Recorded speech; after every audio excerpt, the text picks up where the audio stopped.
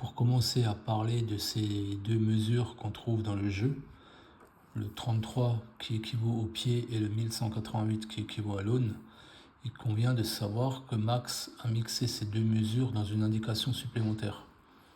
Cette indication, c'est la suivante. Il n'y a pas 36 ouvertures, il n'y en a qu'une dans le livre. 36 qu'on multiplie par le pied, par 33, on obtient l'aune. On obtient 1188. Je fais un retour en arrière jusque dans la baie. Alors Max a dit que la baie donne l'ordre et rien que l'ordre. Alors effectivement, grâce à ces nombres, on peut classer les énigmes dans un ordre cohérent. Mais ça ne veut pas dire que le B majuscule, le titre ou le visuel n'ont rien d'autre à révéler. Et je vais vous montrer que justement ce B, grâce à ce B, on va valider le pied de 0,33, mais on va également valider l'aune qui vaut 1,188. Et je vais vous montrer comment.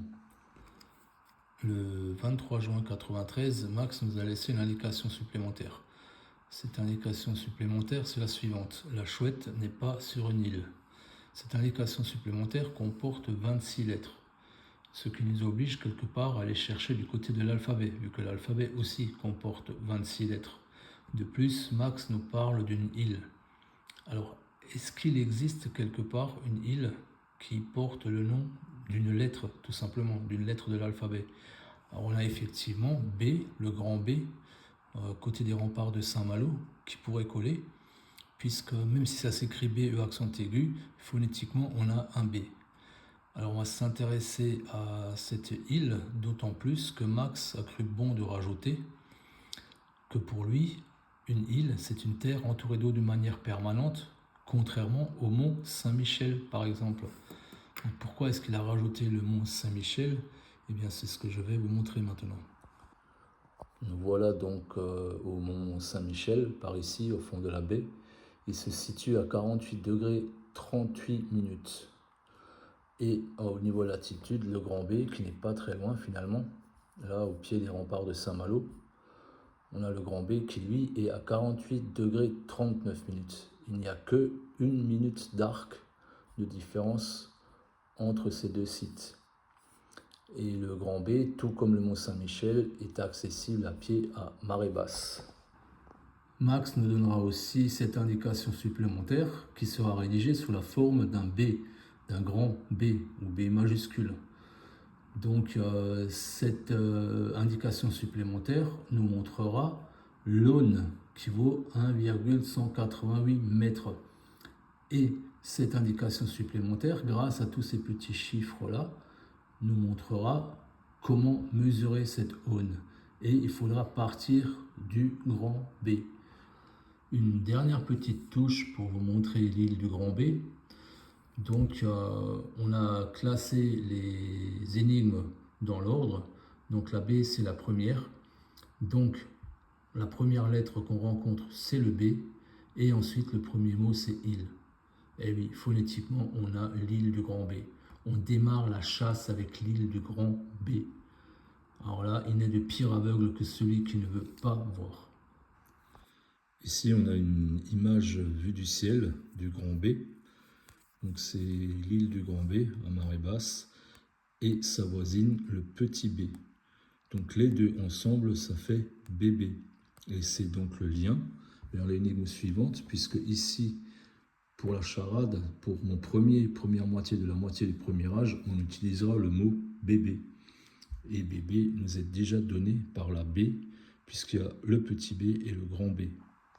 Je ne vais pas revenir sur le décryptage de base de la 530 de cette charade, puisque tout le monde a Bourges. Mais pour un deuxième niveau de décryptage, on va changer une seule lettre tout simplement, c'est mon 7e ici. Mon 7e dressé crache son venin. Donc on a mis un S qui évoque le serpent dressé, mais la lettre T est également valable et fonctionne au moins tout aussi bien que le S, puisque le T, la lettre tête en hébreu, évoque un serpent dressé. Le symbolisme de cette lettre est le serpent. Donc on aura Bourget au final et non plus Bourges. On va donc aller voir du côté de l'aéroport du Bourget ce qui se passe par là-bas. Ici, on a une vue aérienne de l'aéroport du Bourget. C'est une image que j'ai prise sur Google Earth. Et donc quasiment tout l'aéroport se situe sur le banc communal de Bonneuil en France. On a ici le contour en rouge du banc communal. Et donc on voit très bien l'aéroport qui s'inscrit dans cet espace. Et Bonneuil en France, ça devrait quand même vous rappeler le visuel de la 530. Le Bonneuil en France. Mais il y a autre chose sur cet aéroport qui peut nous intéresser et qui peut nous dire qu'on est sur la bonne voie, c'est qu'il y a ici le musée de l'air et de l'espace. Et ici, dans la 470, la charade qui viendra un peu plus tard, mon second offre de l'espace, mon troisième de l'air. Et donc au Bourget, on a le musée de l'air et de l'espace. Et on est dans la seconde énigme et on va arriver à la troisième. Et donc là, on a un lien entre l'aéroport et les énigmes. On va maintenant partir du sommet du Grand B, de cette petite île, et on va mesurer la distance qui sépare cette île de l'aéroport du Bourget. On n'est plus très loin, on arrive sur l'aéroport du Bourget.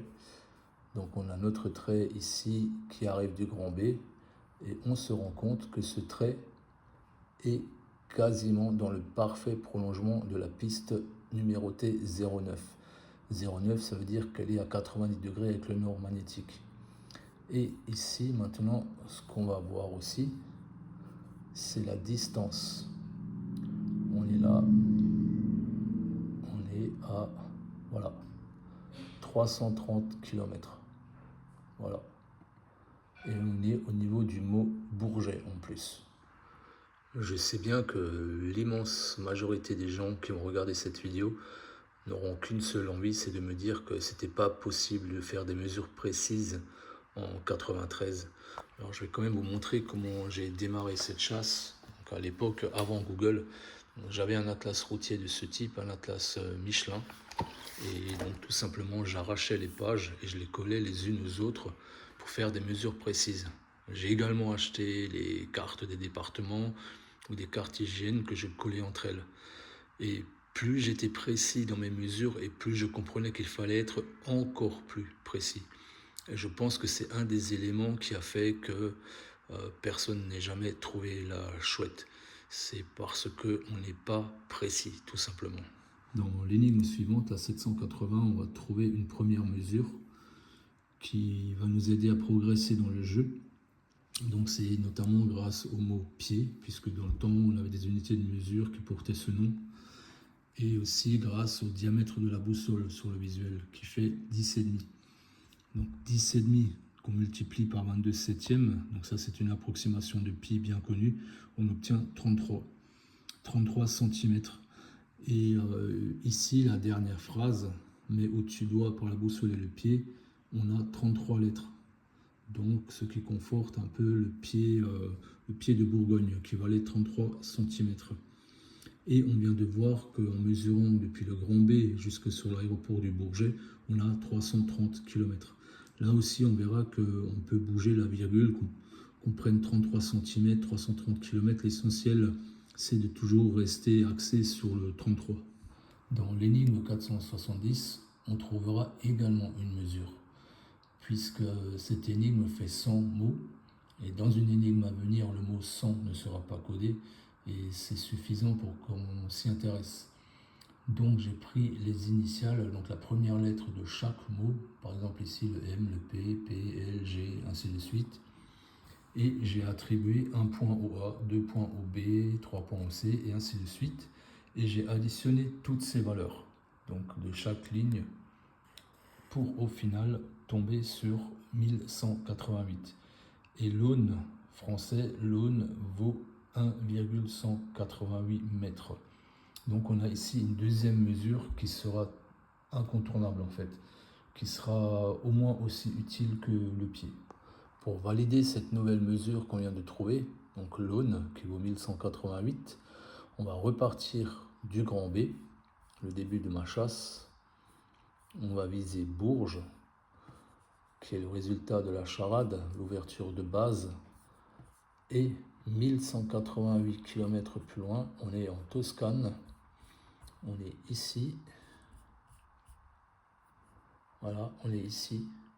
Et juste à côté, vous avez l'abbatiale de San Galgano et également l'ermitage de San Galgano. Et dans l'ermitage de San Galgano, vous allez trouver ceci, l'épée de San Galgano. C'est une épée qui est plantée dans le rocher. Et c'est pour ça que sur le visuel, on a une épée plantée dans un rocher. C'est pour valider l'aune. On part du Grand B, on vise Bourges et on arrive à San Galgano sur cette épée. Donc l'aune sera une des mesures vraiment importantes du jeu.